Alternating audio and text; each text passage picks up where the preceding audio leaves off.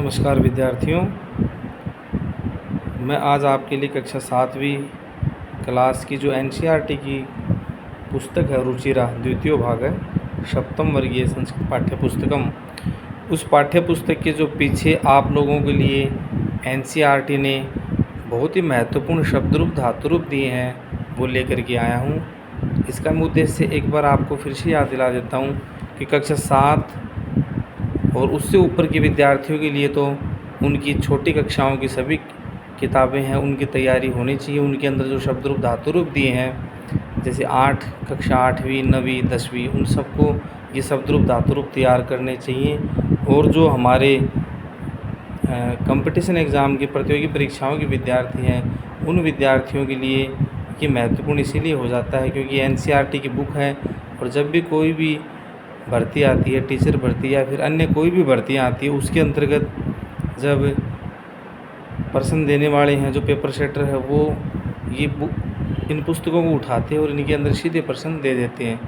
तो जो विद्यार्थी हैं 6 से 10 के, वो विद्यार्थी तो इस वीडियो को पॉज करके इसको नोट डाउन कर लें और मेरे पीछे पीछे बोल करके वो इसका एक सही तरीके से उच्चारण भी सीख सकते हैं। और जो मेरे भाई बहन प्रतियोगी परीक्षा की तैयारी कर रहे हैं वो इसको नोट डाउन कर लें। चलो शुरू करते हैं। शब्द रूपाणी सर्वनाम शब्द है एतत् पुल्लिंगे। एतत् शब्द है, एतत् शब्द का जो एस है बनता है प्रथमा विभक्ति के अंतर्गत।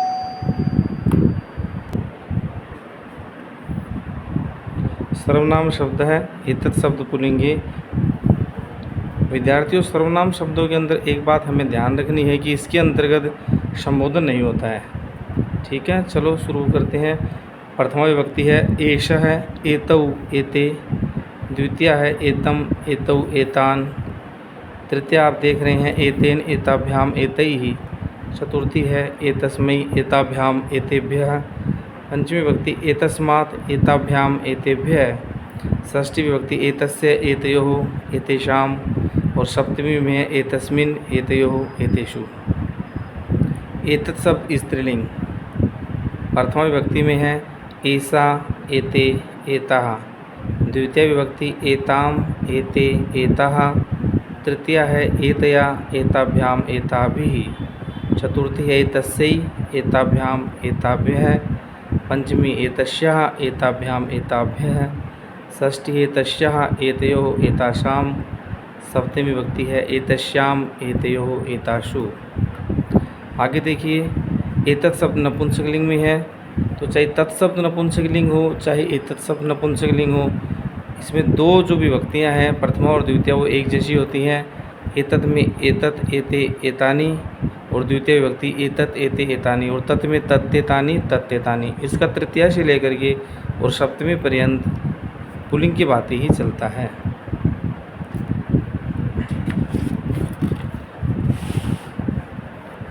ये देखिए पूरा पुल्लिंग की तरह ही है, फिर भी हम इसका उच्चारण कर लेते हैं।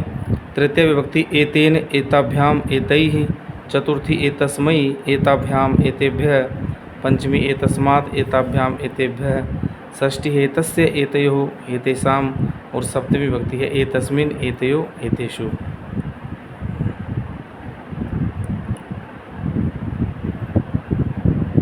विशेष सर्वनाम शब्दानाम संबोधने रूपाणी न भवन्ति। जो मैंने आपको शुरू में बात बताई थी वही बात इसमें विशेष करके आई है कि सर्वनाम शब्दों का संबोधन रूप नहीं होता है।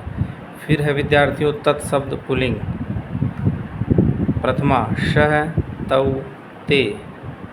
द्वितीया तम तौ तान। तृतीया तेन ताभ्याम तैहि। चतुर्थी तस्य तस्मै ताभ्याम तेभ्यः। पंचमी तस्मात् ताभ्याम तेभ्यः। षष्ठी तस्य तयो तेषाम्। सप्तमी तस्मिन् तयो तेषु। उसके पश्चात आप देख रहे हैं तत्शब्द स्त्रीलिंग। प्रथमा सा ते ताः। द्वितीया ताम ते ताः। तृतीया तया ताभ्याम ताभिः। चतुर्थी तस्यै ताभ्याम ताभ्यः। पंचमी तस्याः ताभ्याम ताभ्यः। षष्ठी तस्याः तयो तासाम्। सप्तमी तस्याम तयो तासु। तत्शब्द नपुंसकलिंग। प्रथमा विभक्ति है तत्, ते, तानि। द्वितीय विभक्ति है तत्, ते, तानि। और ये तृतीया से लेकर के सप्तमी तक जैसे पुल्लिंग वाला शब्द रूप चलता है वैसे ही चलेंगे। देखिए, तेन ताभ्याम तैहि, चतुर्थी तस्मै ताभ्याम तेभ्यः, पंचमी तस्मात् ताभ्याम तेभ्यः, षष्ठी तस्य तयो तेषां, सप्तमी तस्मिन् तयो तेषु। विद्यार्थियों, किम शब्द पुल्लिंग है। ये किम शब्द पुल्लिंग आपका प्रश्न निर्माण का जो प्रश्न है, जो कि 6 से 10 की समस्त कक्षाओं की का सिलेबस का हिस्सा है, समस्त कक्षाओं के अंदर ये पूछा जाता है, उसमें किम शब्द का रूप ही काम आता है। देखिए, किम शब्द पुल्लिंग प्रथमा क है, कऊ के। द्वितीया कम, कऊ कान। तृतीया केन, काभ्याम कई। चतुर्थी में आप देख रहे हैं कस्मै, काभ्याम केभ्य। पंचमी कस्मात्, काभ्याम केभ्य। षष्ठी कस्य, कयो केषां। सप्तमी कस्मिन्, कयो केषु। उसके पश्चात है किम शब्द स्त्रीलिंगी। प्रथम विभक्ति का, के, काह। द्वितीया काम, के, काह। तृतीया कया, काभ्याम काभि। चतुर्थी है कस्यै, काभ्याम काभ्य। पंचमी विभक्ति आप देख रहे हो कस्याः, काभ्याम काभ्य। षष्ठी है कस्याः, कयो कासाम। और सप्तमी विभक्ति है कस्याम, कयो कासु। उसके पश्चात विद्यार्थियों आप किम शब्द नपुंसकलिंग के देख रहे हैं। प्रथमा विभक्ति किम के कानि। द्वितीया किम के कानि। तृतीया केन, काभ्याम कई। चतुर्थी कस्मै, काभ्याम केभ्यः। पंचमी कस्मात्, काभ्याम केभ्यः। षष्ठी कस्य, कयो केषां। सप्तमी कस्मिन्, कयो केषु। इकारांत स्त्रीलिंग शब्द है मति। विद्यार्थियों, कल मैंने बताया था कि इन शब्दों को अकारांत, आकारांत और इकारांत, उकारांत क्यों बोला जाता है। तो आप देख रहे हो जैसे मति शब्द है, तो मति शब्द को हम जैसे मैं प्लस ए और तय जमा ई। आप इसमें देख रहे हो कि अंत में ई है, ई अंत में होने के कारण इसको हम इकारांत शब्द बोलेंगे। और मति शब्द का अर्थ बुद्धि होता है, तो इस शब्द का अर्थ हो गया, तो ये स्त्रीलिंग शब्द है। मति शब्द स्त्रीलिंग है और इकारांत है। शुरू करते हैं। प्रथमा विभक्ति मति ही, मति, मतीय है। द्वितीया मतिम, मति, मति ही। तृतीया मत्या, मतिभ्याम, मतिभिः। चतुर्थी मत्यೈ, मतीय। दो रूप बनते विद्यार्थियों इसमें, मत्यೈ और मतीय। मतिभ्याम, मतिभ्यः। पंचमी मत्यः, मतेः, मतिभ्याम, मतिभ्यः। षष्ठी मत्यः, मतेः, मत्योः, मतीनाम। और सप्तमी मत्याम, मतौ, मत्योः, मतीषु। और संबोधन है हे मते, हे मती, हे मते। विद्यार्थियों, जैसे कल मैंने आप लोगों को बताया था कि इसमें बहुत से जो शब्द हैं वो हमें एक जैसे मिल जाते हैं। जैसे आप देख रहे हैं कि तृतीया, चतुर्थी और पंचमी का द्विवचन मतिभ्याम तीनों एक जैसा है। उसके पश्चात आप देख रहे हैं कि द्वितीया और तृतीया और चतुर्थी का जो बहुवचन है वो भी एक जैसा है। उसके पश्चात पंचमी और षष्ठी का एक वचन भी आपको एक जैसा मिलता है। ये देखिए मत्यः, मत्यः, मतेः, मते। और षष्ठी और सप्तमी का द्विवचन भी आपको एक जैसा मिलता है, तो ये आप ध्यान रखना। इसी प्रकार मते की बातें क्षम्यताम।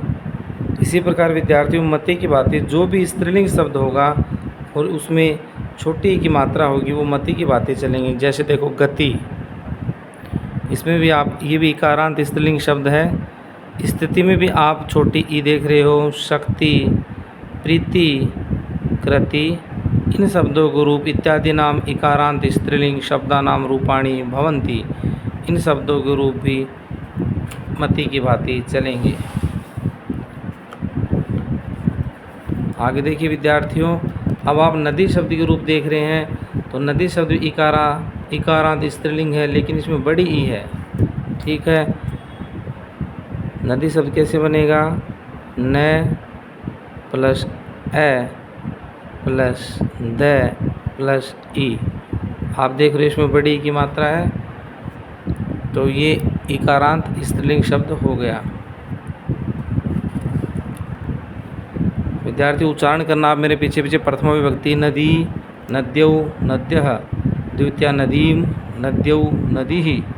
तृतीया नद्या, नदीभ्यां, नदीभिः। चतुर्थी नद्यै, नदीभ्यां, नदीभ्यः। पंचमी नद्यः, नदीभ्यां, नदीभ्यः। षष्ठी है नद्यः, नद्योः, नदीनाम्। और सप्तमी है नद्यां, नद्योः, नदीषु। और संबोधन है हे नदी, हे नद्यौ, हे नद्यः। विद्यार्थियों, कल भी मैंने आप लोगों को बताया था कि एक खड़ी पाई और उसके नीचे का जो निशान है, जो आप इसमें देख रहे हैं, द्विवचन में और बहुवचन में देख रहे हैं, इसको हम संबोधन का निशान बोलते हैं। इसी प्रकार विद्यार्थियों, जैसे नदी शब्द के रूप चले हैं, वैसे ही जिस भी स्त्रीलिंग शब्द में जिसमें बड़ी ई की मात्रा हो वो रूप चलेंगे। जैसे भगिनी में यानी बहन स्त्रीलिंग शब्द है और इसमें नी में आप बड़ी की मात्रा देख रहे हो। लेखनी यानी हमारे पेन को बोलते हैं। माननी जो सम्मान के योग्य है। पठंती, इन शब्द के रूप आप नदी शब्द के रूप की तरह बना सकते हैं, चला सकते हैं। इकारांत स्त्रीलिंग शब्दानाम रूपाणि भवन्ति, इनके शब्द इसके जैसे ही होंगे। विद्यार्थियों, अब नपुंसकलिंग शब्द है और वारी शब्द है। वारी शब्द का अर्थ जल या पानी होता है। तो नपुंसकलिंग शब्द है और इकारांत है और छोटी ई का शब्द रूप है। प्रथमा विभक्ति में वारी, वारिणी, जहाँ भी बड़ी ई की मात्रा है तो आपको गलती नहीं हो, क्योंकि प्रतियोगी परीक्षाओं में बहुत सी में जैसे इसमें छोटी ई की मात्रा दे दी जाती है और पूछ लिया जाता है कि वारी शब्द का द्वितीय विभक्ति द्विवचन क्या है, तो थोड़ा सा डिफरेंट कर दिया जाता है, अलग कर दिया जाता है छोटी की मात्रा दे करके। तो आप इसको बोलते टाइम ही थोड़ा ध्यान रखें कि इसको वारी, वारिणी, वारीणी। तो देखो मैंने इस पे तो री पे थोड़ा कम जोड़ दिया, वारिणी, और इस री पे मैंने ज़्यादा जोड़ दिया और नी पे कम दिया, वारीणी। तो ऐसे ही आप याद कर सकते हैं। ऐसे याद होगा तो ये जिस समय आप पेपर देते रहेंगे उस समय आप बोल के देखेंगे तो आपको ये याद आ जाएगा। द्वितीय विभक्ति वारी, वारिणी, वारीणी। तृतीय विभक्ति वारिणा, वारिभ्यां, वारिभिः। चतुर्थी वारिणे, वारिभ्यां, वारिभ्यः। पंचमी वारिणः, वारिभ्यां, वारिभ्यः। षष्ठी वारिणः, वारिणोः, वारीणाम्। सप्तमी वारिणी, वारिणोः, वारिषु। संबोधन हे वारी, हे वारे, हे वारिणी, हे वारीणी। ये आपके वारी शब्द के रूप हो गए।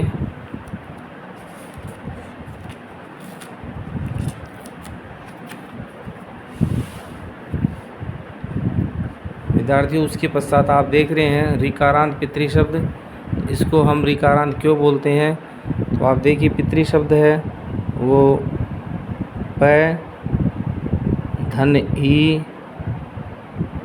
धन त, इसमें ये री की मात्रा है। ठीक है, प और री को जोड़ेंगे पी और त में री की मात्रा लगाएंगे त्रि, इसीलिए री अंत में है तो इसको हम ऋकारांत बोलते हैं। उच्चारण करेंगे।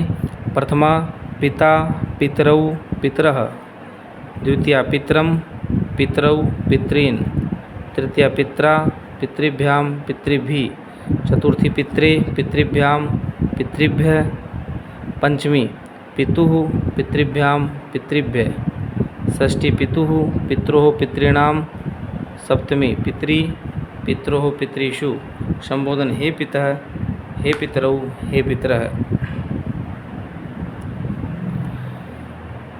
एवमेव इसी प्रकार भ्रातृ, ऐसे पुल्लिंग वाले शब्द जिसके ऋकारांत आता हो तो भ्रातृ, जामातृ, देवरी।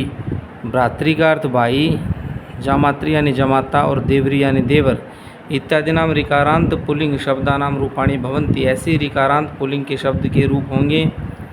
आगे क्या दिया है, त्रिन और त्रिच प्रत्यांता नाम दात्री, वक्त्री, भ्रातृ, नेत्री इत्यादि नाम तथा स्वस्त्री, नप्त्री, क्षत्री, होत्री, पौत्री शब्दानाम प्रथमा द्वितीय विभक्तयो रूपेषु दीर्घ भवति। इसने बताया है कि ऐसा शब्द रूप जिसमें त्रिन और त्रिच प्रत्यय हो उसमें जैसे दात्री यानी दाता रूप चलते हैं इसके, दाता दातारो दातारय, वक्त्री का वक्ता वक्तारो वक्तारह है, धात्री का धाता धातारो धातारह, और नेत्री यानी नेता नेता नेतारो नेतारह। इन शब्दों के रूप और श्वश्री, नपत्री, छत्री, होत्री और पोत्री। होत्री पोत्री ये वेदों के शब्द, होता पोता और श्वश्री का बहन होता है। इन शब्दों के रूप प्रथमा और द्वितीय विभक्तियों, इनमें प्रथमा और द्वितीय विभक्ति में दीर्घ होता है, जैसे कि दाता, ये दीर्घ होकर के दाता, जैसे मैंने आपको बताया था दातारो दातारह, ऐसे रूप इनका बनता है। होत्री का होता होतारो होतारह रूप बन जाएगा, वैसे ही सबका बन जाएगा। मातृ शब्द से द्वितीय बहुवचने मातृ ही भवती, अन्यानि रूपाणि समानानि। और मातृ का थोड़ा अलग होगा, इसमें मातृ बनेगा मतलब री बढ़ाएगा, बहुवचन में माता मातारो मातृ ही, बहुवचन में ये बनेगा, अन्यों के रूप समान ही चलेंगे। उसके पश्चात विद्यार्थियों आप देख रहे हो उकारांत शब्द मधु, ये भी मैं आपको बताता हूँ उकारांत क्यों बोलते हैं, क्योंकि म धन अ धन ध धन उ, तो इसके अंत में उ है तो इसके उकार जोड़ दिया और अंत मिल गया, दीर्घ संधि हो गई, उकारांत शब्द। मेरे पीछे जो उच्चारण करेंगे मधु, मधुनी, मधुनी। विद्यार्थियों जिस प्रकार मैंने वारी शब्द के ऊपर मात्राओं पे ध्यान दिया था, जैसे मैंने उसको थोड़ा दीर्घ करके पढ़ा था, वैसे आप इनको पढ़ेंगे, जैसे मधु, मधुनी। और अब हम धू पे ज़्यादा समय देंगे और नी को छोटा बोलेंगे, क्योंकि छोटी ई हमेशा जल्दी बोली जाती है और बड़ा या बड़ी ई बड़ा ऊ इस पर थोड़ा जोर दिया जाता है।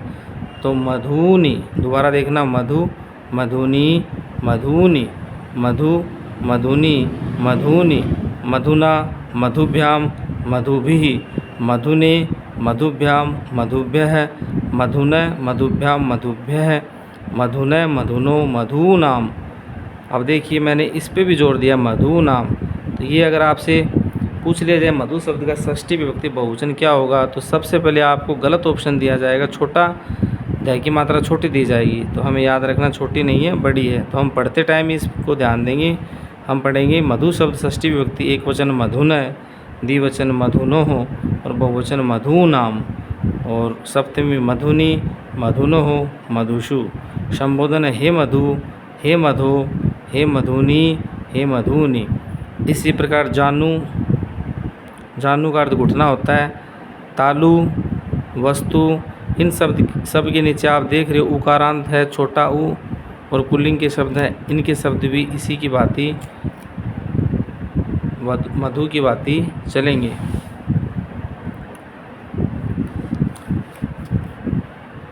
विद्यार्थियों संग्रह मेरे पास बहुत है, शब्द रूप धातु रूप का भी बहुत है, और उनकी मैं आपको लघु सिद्धांत, मध्य सिद्धांत, सिद्धांत कौमुदी में उनके अंदर जाके बताऊंगा कि कौन सा शब्द रूप धातु रूप कैसे बनता है।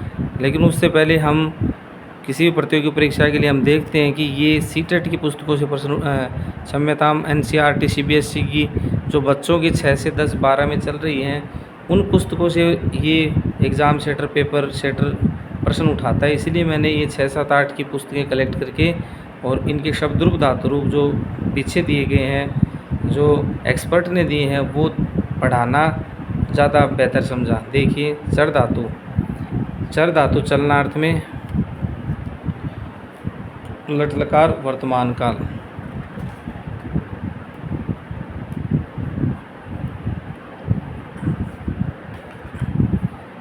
प्रथम पुरुष एक वचन चरती, प्रथम पुरुष द्विवचन चरतः, प्रथम पुरुष बहुवचन चरंती, मध्यम पुरुष एक वचन चरसी, मध्यम पुरुष द्विवचन चरथः, मध्यम पुरुष बहुवचन चरथ, उत्तम पुरुष बहुवचन चरामी, उत्तम पुरुष द्विवचन चरावः, उत्तम पुरुष बहुवचन चरामः।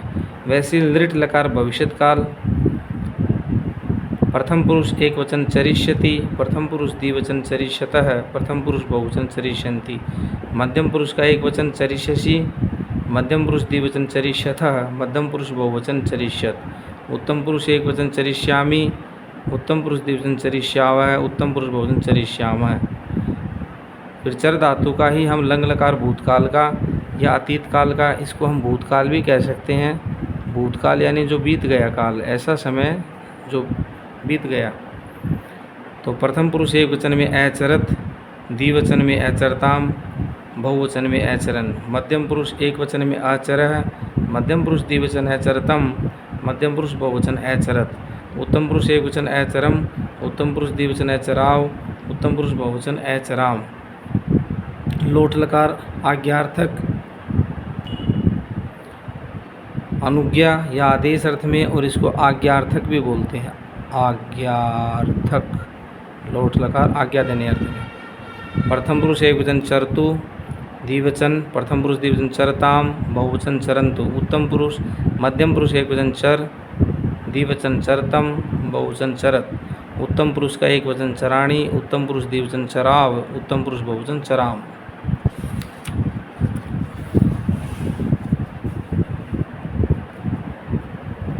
आगे देखिए विद्यार्थियों, विधिलिंग लकार है। प्रथम पुरुष एक वचन चरेत, चरेताम, चरेयुः, चरेः, चरेतम, चरेत, चरेयम, चरेव, चरेम। इसी प्रकार आप हस धातु के हस, चल, खेल, खाद, धाव, रक्ष, पूज, कुर्द, पत, भ्रम, लिख और गम, पठ, क्रीड, इनके रूप भी आप बना सकते हैं। मैं एक बार इन धातुओं जो इनके अंदर दिए उनका अर्थ बता देता हूँ। हस धातु का अर्थ हंसना, चल चलना, खेल धातु खेलना, खाद अर्थात खाना, धाव दौड़ना, रक्ष रक्षा करना, पूज पूजा करना, कुर्द कूदना, पत गिरना, भ्रम भ्रमण करना, लिख लिखना। गम का गच्छ रूप चलता है, जैसे आप गमती गमत गमंती मत बनाना, गच्छती गच्छता गच्छन्ति रूप चलेंगे यानी जाना। पठ का पढ़ना, क्रीड अर्थात खेलना, इनके रूप भी इसी प्रकार चलेंगे। आगे है क्री धातु करना। क्री धातु करना लट लकार वर्तमान काल बड़ा ही महत्वपूर्ण धातु रूप है, ध्यान दीजिए। करोति, कुरुतः, कुर्वन्ति। अब विद्यार्थियों इसमें मैं समय खराब नहीं करूँगा, ऐसे बोल के प्रथम पुरुष एक वचन करोति, प्रथम पुरुष द्विवचन कुरुतः, अब मैं सीधा ही बोलूँगा, ठीक है। क्री धातु लट लकार वर्तमान काल करोति, कुरुतः, कुर्वन्ति, करोसि, कुरुतः, कुरुत, करोमि, कुर्वः, कुर्मः। लृट लकार भविष्यत काल करिष्यति, करिष्यतः, करिष्यन्ति, करिष्यसि, करिष्यथः, करिष्यत, करिष्यामि, करिष्यावः, करिष्यामि। लंग लकार अतीत काल या भूतकाल अकरोत, अकुरुताम, अकुर्वन्, अकरोः, अकुरुतम, अकुरुत, अकर्वम, अकुर्व, अकुर्म। लोट लकार देखिए अनुज्ञा आदेश या आज्ञार्थक में करोतु, कुरुताम, कुर्वन्तु, कुरु, कुरुतम, कुरुत, करवाणी, करवाव, करवाम। विधिलिंग लकार विधि या संभावनार्थ में कुर्यात, कुर्याताम, कुर्युः, कुर्याः, कुर्यातम, कुर्यात, कुर्याम, कुर्याव, कुर्याम। वस धातु रहनार्थ में लट लकार वर्तमान काल वसति, वस्तः, वसन्ति, वससि, वस्तः, वसत, वसामि, वसाव, वसामः। नृट लकार भविष्यत काल वत्स्यति, ये इम्पोर्टेंट है क्योंकि थोड़ा डिफरेंट तरीके से बन रहा है। वत्स्यति, वत्स्यतः, वत्स्यन्ति, वत्स्यसि, वत्स्यथः, वत्स्यत, वत्स्यामि, वत्स्यावः, वत्स्यामः। विद्यार्थियों 2000 के करीब धातुएं संस्कृत के अंतर्गत, तो हम सबका वीडियो भी नहीं डाल सकते, सब याद भी नहीं कर सकते, इसीलिए हमने एनसीईआरटी की बुक ली है कि इसके अंतर्गत हम महत्वपूर्ण धातुओं को देख सकें। लंग लकार भूतकाल अतीत काल अवसत, अवस्थाम, अवसन, अवसः, अवस्थम, अवसत, अवसम, अवसाव, अवसाम। लोट लकार आज्ञार्थक अनुज्ञा या आदेश अर्थ में वस्तु, वस्ताम, वसंतु, वस, वस्तम, वसत, वसानी, वसाव, वसाम। विधिलिंग लकार विधि या संभावनार्थ में वसेत, वसेताम, वसेयुः, वसेः, वसेतम, वसेत, वसेयम, वसेव, वसेम। दृश्य धातु पश्य देखनार्थ में पश्यति, पश्यतः, पश्यन्ति, पश्यसि, पश्यथः, पश्यत, पश्यामि, पश्यावः, पश्यामः। लृट लकार भविष्यत काल दृक्ष्यति, ये भी महत्वपूर्ण विद्यार्थियों क्योंकि ये भी थोड़ा सा औरों से अलग है, आप इसको भी तैयार कर लेना। लृट लकार भविष्यत काल दृश्य धातु दृक्ष्यति, दृक्ष्यतः, दृक्ष्यन्ति, दृक्ष्यसि, दृक्ष्यथः, दृक्ष्यत्, दृक्ष्यामि, दृक्ष्यावः, दृक्ष्यामः। लंग लकार भूतकाल अतीतकाल अपश्यत, अपश्यताम, अपश्यन्, अपश्यः, अपश्यतम, अपश्यत, अपश्यम, अपश्याव, अपश्याम। लोट लकार अनुज्ञा या आदेश अर्थ में पश्यतु, पश्यताम, पश्यन्तु, पश्य, पश्यतम, पश्यत, पश्यानि, पश्याव, पश्याम। विधिलिंग लकार विधि असंभावनार्थ में पश्येत, पश्यताम, पश्येयुः, पश्येह, पश्यतम, पश्येत, पश्येयम, पश्येव, पश्येम। स्था धातु तिष्ठ या ठहरना। लट लकार वर्तमान काल तिष्ठति, तिष्ठतः, तिष्ठन्ति, तिष्ठसि, तिष्ठथः, तिष्ठत्, तिष्ठामि, तिष्ठावः, तिष्ठामः। स्था का तिष्ठ आदेश हो जाता है। विद्यार्थियों ध्यान रखना, स्था के रूप तिष्ठ की तरह चलते हैं। उसके पश्चात देखिए लृट लकार भविष्यत काल स्थास्यति, स्थास्यतः, स्थास्यन्ति, स्थास्यसि, स्थास्यतः, स्थास्यथ, स्थास्यामि, स्थास्यावः, स्थास्यामः। लंग लकार भूतकाल के अतिष्ठत, अतिष्ठताम, अतिष्ठन्, अतिष्ठः, अतिष्ठतम, अतिष्ठत, अतिष्ठम, अतिष्ठाव, अतिष्ठाम। लोट लकार आज्ञार्थक तिष्ठतु, तिष्ठताम, तिष्ठन्तु, तिष्ठ, तिष्ठतम, तिष्ठत, तिष्ठानि, तिष्ठाव, तिष्ठाम। विधिलिंग लकार विधि या संभावनार्थ में और एक इसका आप कर सकते हैं चाहिए अर्थ में। विधिलिंग लकार चाहिए अर्थ में भी प्रयोग किया जाता है। तिष्ठेत, तिष्ठेताम, तिष्ठेयुः, तिष्ठेः, तिष्ठेतम, तिष्ठेत, तिष्ठेयम, तिष्ठेव, तिष्ठेम। विद्यार्थी उसके बाद अगली महत्वपूर्ण धातु बोर मतो आप, अभी जल्दी होने वाला है और आप लोगों की अवश्य जीत होगी। ये देखो पच धातु के बाद बस एक पिप धातु है, पा धातु पीनार्थ में। पच धातु देखिए आप पकानार्थ में।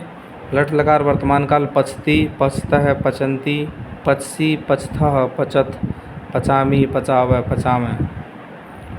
लृट लकार भविष्यत काल पक्ष्यति, ये भी महत्वपूर्ण है क्योंकि ये भी थोड़ी सी स्पेशल है। महत्वपूर्ण को तो आप अवश्य तैयार कर लें। पक्ष्यति, पक्ष्यतः, पक्ष्यन्ति, पक्ष्यसि, पक्ष्यथः, पक्ष्यत, पक्ष्यामि, पक्ष्यावः, पक्ष्यामः। लंग लकार अतीत काल या भूतकाल अपचत, अपचताम, अपचन, अपचः, अपचतम, अपचत, अपचम, अपचाव, अपचाम। लोट लकार आज्ञार्थक ध्यान दीजिए पचतु, पचताम, पचन्तु, पच, पचतम, पचत, पचानी, पचाव, पचाम।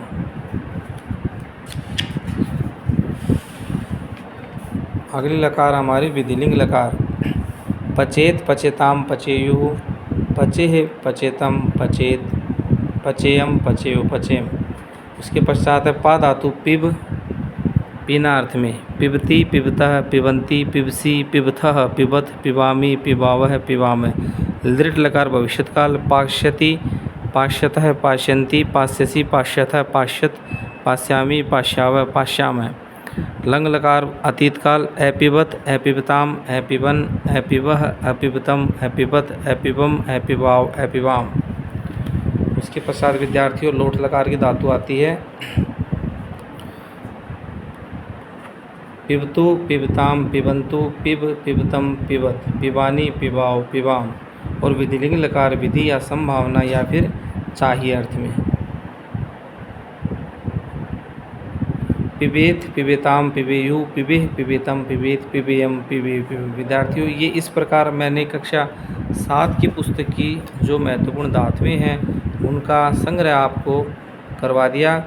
ये धातुएं आपके लिए मंगलकारी हों, आपकी परीक्षा के अंदर आएँ, आप इनको तैयार करें, विद्वान बने, आप अपनी जो अपना लक्ष्य है उसका संधान करें। जयतु संस्कृतम, जयतु भारतम।